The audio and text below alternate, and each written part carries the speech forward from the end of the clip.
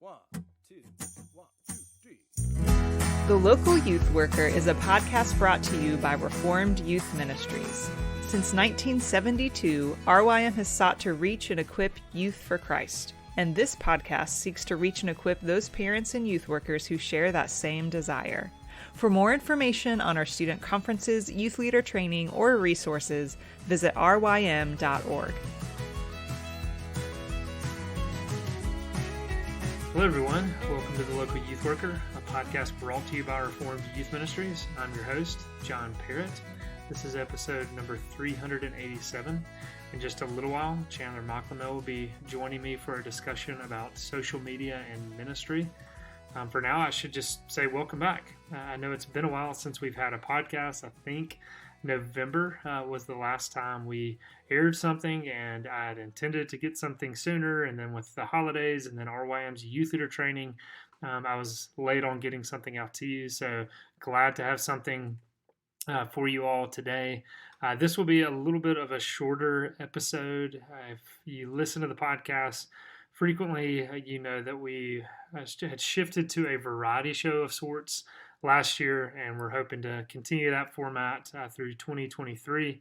So in just a little bit, we'll have another segment that I'll tell you about in a moment. But next week, we should go back to the regular format. We'll have an introductory section that's about 5 minutes or so, and then a middle segment of about 15 minutes, and then a main guest. And Lord willing, that will be Sam Alberry, who will be joining us next week.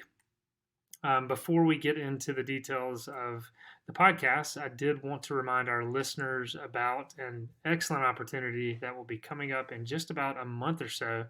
It's a training event entitled the Northeast Youth Ministry Summit. It is in Ligonier, Pennsylvania from March 6th to the 9th.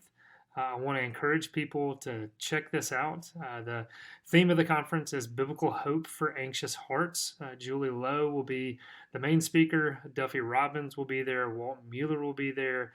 Many other guest speakers will be there. There will be workshops, and I think there's about 10 other ministries that are kind of putting this together. But RYM and CPYU are partnering to host this Northeast Youth Ministry Summit, and I want to encourage people to go to nymsummit.org. That's nymsummit.org to check out all the information on the various speakers, the workshops that will be there, the lodging, accommodations, the schedule, all of that good stuff. I want to encourage people to go check that out and to join us. I know that sounds like a good group is going to be there from all over, and so I want to encourage people. I know it's only a matter of a few weeks before this will happen, but registrations are still coming in. So again, nymsummit.org. That's the Northeast Youth Ministry Summit. I hope people can join us there.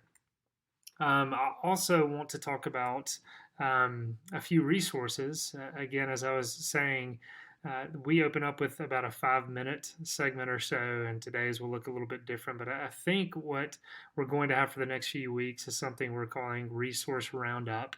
And we're going to ask our guests to give us various resources that have been helpful to them. This can be in the area of youth ministry. It can be outside of youth ministry. It can just be something that's helpful in general, but then something that they're enjoying as well that's outside of ministry.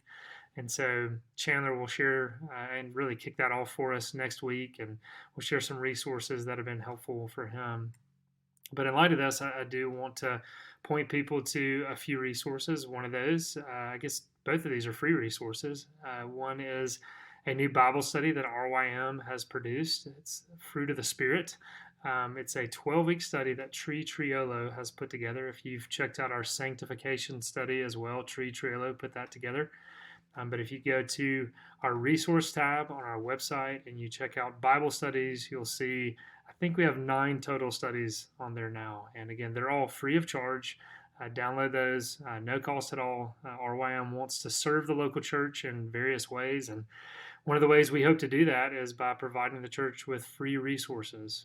And so be sure to check this out. I know Tree has put a lot of work into this, and we intended to get this available back in the fall, and then we just did not. So it's available now. I'll try to put a link in the show notes as well, and we do hope in the next couple of months to have another study entitled Grace 101 that John Revell has put together. So stay tuned for more information on that. I also wanted to give a resource that's going to be related to the conversation we're going to have in just a little bit with Chandler. We're going to be talking about social media, and Crossway has a new podcast entitled Reactivity. It is based on a new book that Paul David Tripp has put together with the same title, Reactivity, dealing with Christians engaging on social media platforms. Well, we can never think, I don't think, we can think too much about social media and its impact on us and how we can interact with it wisely. And so at the time of this recording, Reactivity has just launched. I've only listened to one episode. It was about 8 minutes. And again, it's going to be an 8-part podcast, and I'm assuming they'll all be about the same length. But I want to point people to that, especially in light of this upcoming segment that we'll have. But be sure whatever podcast platform you use, you can download that and give that a listen. I know Paul David Tripp is a trusted voice for many of us and is just gospel saturated in all that he talks about. So I'm sure it'll be helpful to you. This next segment that we're going to have over the next few weeks will be discussing social media and ministry. How do we utilize social media in ministry? We'll be talking about youth ministry, but obviously this can apply broadly to other ministries. And I'm sure even those parents who tune in and check out this podcast will glean some information from that can be helpful just in their personal use of social media. But at RYM's Youth Leader Training Conference, I was able to lead a workshop that dealt with this. And at the end of that workshop, there was a lot of Q&A. And from that Q&A and hearing other people share, I just realized, there's a lot more we can talk about this. And this is an ongoing conversation I want us to have. And so Chandler will be kicking this off with me today, talking about social media and how we can utilize that in ministry and how we can be wise, and just a lot of different areas we hope to touch on over the next few weeks. And then after that, the coworkers that you've heard on this podcast will be joining me, and we'll continue to talk about that over the next several weeks. And I hope to hear from those who listen to the podcast. If you want to reach out in any way and share ways in which you've utilized social media, ways in which it's been helpful, concerns that you have, all of those things. I hope that these conversations just spark some thought, but also foster some discernment among those who are utilizing this for ministry. So for now, here's my conversation with Chandler.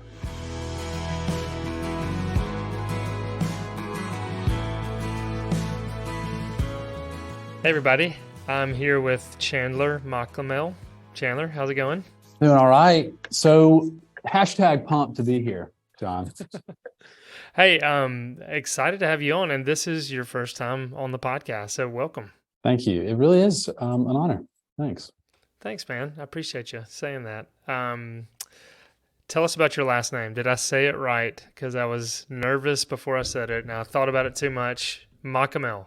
Machamehl. No, you nailed it. It's a long German last name, and we have a few sort of theories about our last name, sort of the effect that it has. I mean, my poor wife was Williams before we got married, Williams to Machamehl. So, but we think that because we have the last name Machamehl, we tend to be good spellers. Just because, that's one of the first things you have to learn is how to spell your name. Yeah. And so with a name like that, there's just a handful of sort of silent letters that don't belong, things like that. So I feel almost, I don't know, my antenna are up for sort of weird words and things like that. So it's just the hand I was dealt. Yeah, your cross to bear. That's it. Let me see if I can spell it. Are you looking at the spelling right now? You're just gonna go. I totally was. I was gonna say no, that doesn't count. I would love to hear you. Can you cover your eyes and try it? No, I'm not. Okay. Machamehl. That's it. Man, okay. Yeah, I would like to ask just the craziest pronunciation you've gotten on that? Um, we get a lot of Machamehl. There's an H right there at the end, so Machamehl gets thrown. There's an extra whole syllable. Machamehl is pretty common. I think people assume that it's sort of Scottish, Machamehl even. We've gotten it all. Okay. Well, that's all the time we have for today. So Chandler, thanks for coming on.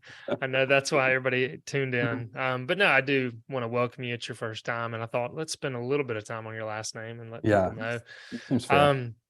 And again, we're not going to spend too much more time, but tell everybody where you are and where you're serving. So I'm in Greenville, South Carolina, at Downtown Presbyterian Church. I'm an assistant pastor of youth and families here, and I've been here for 4.5 years.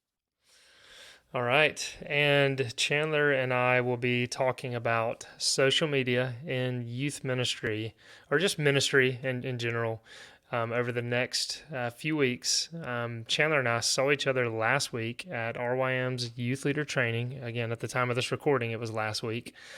And I do have to say, there have been people that I've gotten to talk to who listen to the podcast and have thought that we were saying wild tea. Yes. Instead of YLT. Mm-hmm. So I do want to clarify, we're talking about RYM's Youth Leader Training, and that's YLT.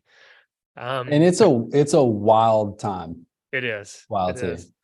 But I heard that from more than one person. I thought, there's probably plenty of people out there who have not been to YLT, and I can understand maybe the confusion there. Yeah, I do think there's a branding opportunity there, just to call it wild tea. I don't know. It's like one of those things. It's like if you know, you know. Yeah.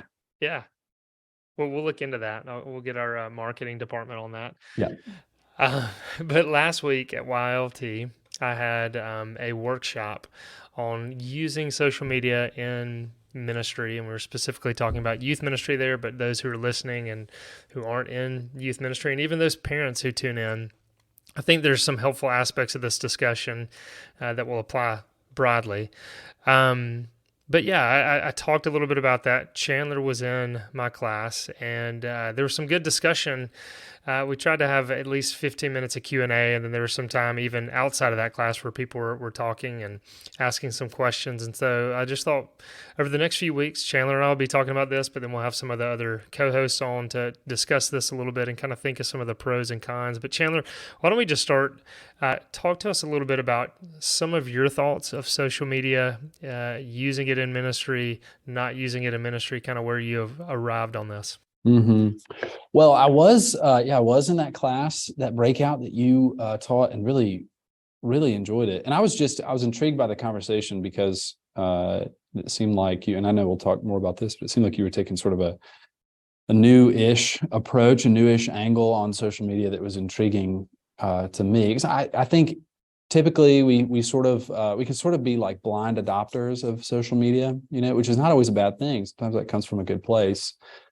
But it was cool to hear you sort of approach it in a different way. And so we're almost from an inquisitive standpoint of like, okay, well, if we are using this stuff, should we be using it? And how should we be using it? How should we be thinking about it and stuff like that? And even to sort of go where angels fear to tread and pose a question like, should we be using social media? So yeah, I guess there's sort of two sides to the conversation. One is my personal use of social media and technology, and then the other is how we think about social media and use it as a ministry. So I'll start with the personal side.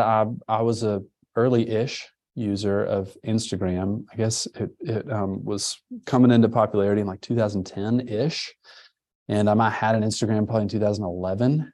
I was in college. That dates me a little bit, I guess, but that's when Instagram was a different world. It was a lot of like sunsets, sort of playing around with filters and things like that. You could count on coffee mugs with like the Bible, like those kind of. Absolutely. Yeah.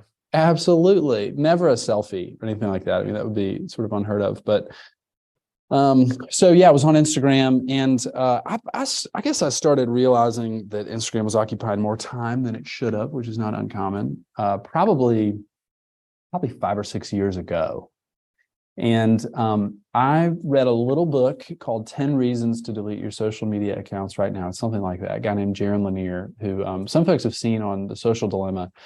But that book was sort of like the last straw. I mean, I'd had conversations with friends about like, hey, I don't know, how is this good for us? Should we be using this? What would it be like to delete these things? Or, different friends had different habits about sort of like, I take the weekends off. I only use it on weekdays or something like that. And I had tried different things like that and sort of, in a sense, almost dreamt of a world where I wasn't on social media and thought, am I just going to seem, like I'm totally out of touch, like I have my head in the sand and things like that. But I just, reading that book, honestly, was like I say, sort of the last straw. And I decided, okay, I'm not going to use it anymore. And I have to give credit. I have several friends who have sort of gone before me in that world and were, I don't know, nudging me along, I guess, to, hey, consider no longer using these things. So on the personal side, and I never in that conversation still don't think about that in terms of like that's because I've got something figured out that other people don't have figured out or anything like that. It really was coming from this place of, okay, this is not healthy for me. It's not helping me. I'm spending too much time on it, and it's really not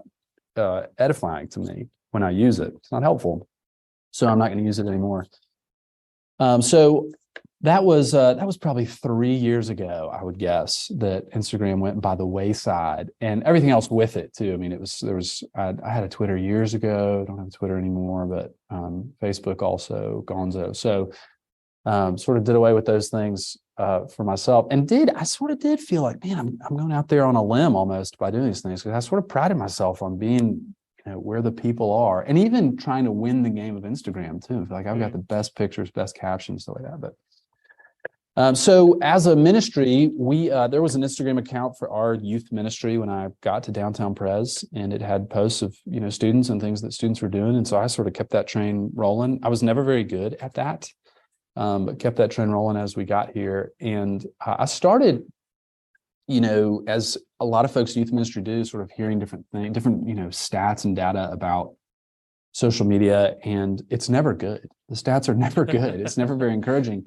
And so I started going, okay, I want to talk about, this data, talk about the effect of social media with our students, with the ones who are using them. And of course, tie that in with the good news of Jesus and talk about how we can be formed more into the image of Jesus, and how social media may keep us from doing that and make that harder for us to do, or may make it harder for us to flourish in life. And so as I started thinking about that, I felt this sort of like tension between saying, okay, I want to be able to talk freely about social media from up front, and I feel this pressure to use it as a ministry, to invite kids to follow us and to advertise the things that we're doing and stuff like that. And again, we weren't very good at it. We didn't have like a big presence as a ministry, but I felt that tension, and that was where it took a little while, but that was where the question sort of finally came to bear. It was like, hey, what if we did as a ministry just not use this stuff? We just stopped posting. And so I didn't make a big deal out of it, or I didn't announce, publicly, hey, you're no longer going to see photos. I sort of just stopped posting things.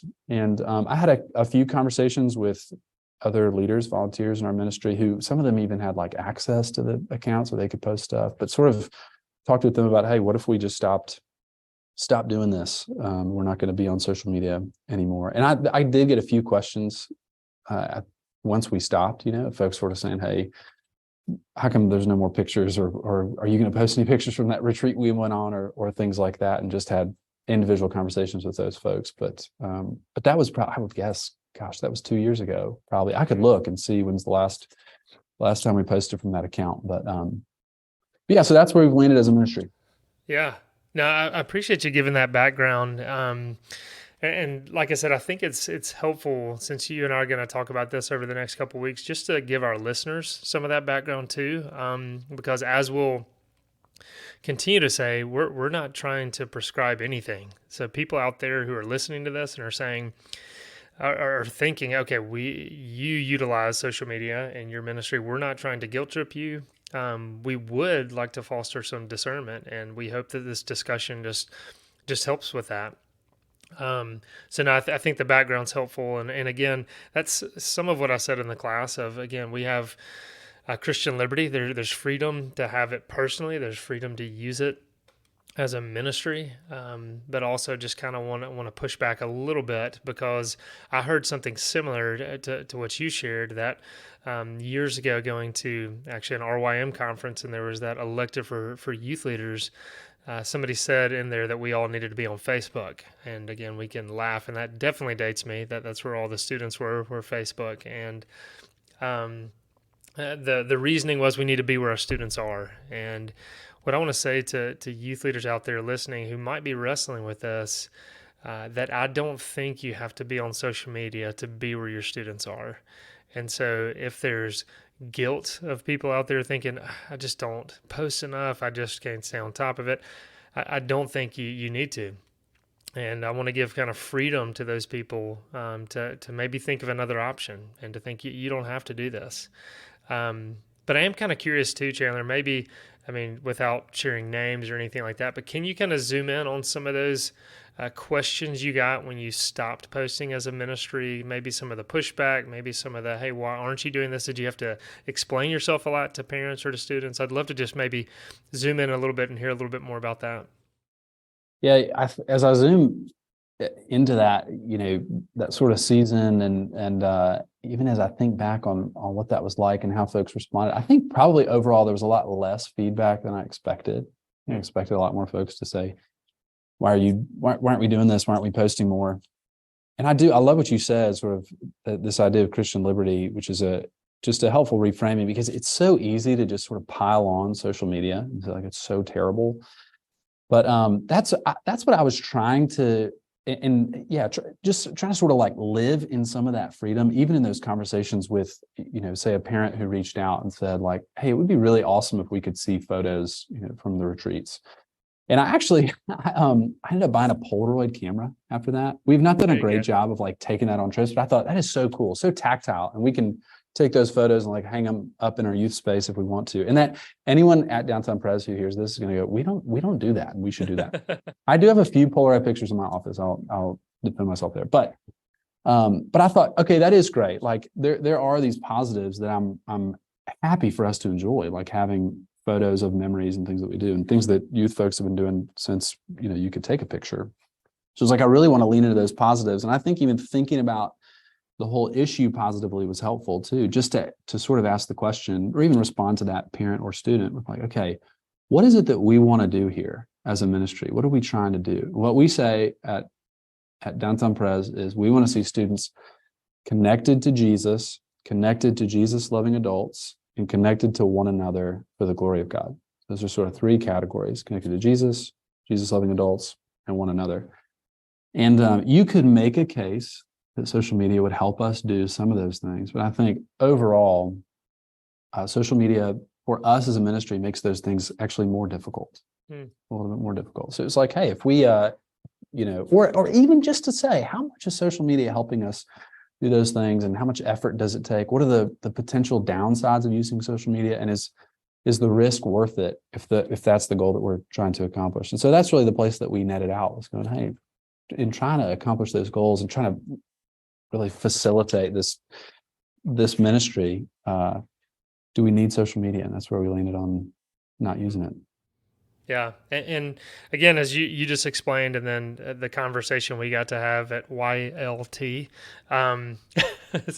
was thoughtful. And I just appreciate that it's, I think so often we do just kind of thoughtlessly engage in social media. And that might be if I wanted to kind of lump it into one big critique, it is just kind of uncritically embracing it. And I know that's some of Chris Martin's language we'll talk about more next week. And so I just appreciated your thoughtful approach, appreciated some of your wrestlings with it. And I do hope let's plan to pick up there next week, maybe specifically as you kind of talked about those three areas that your ministry tries to focus on. Maybe we'll zoom in on some of that, talk about it as well.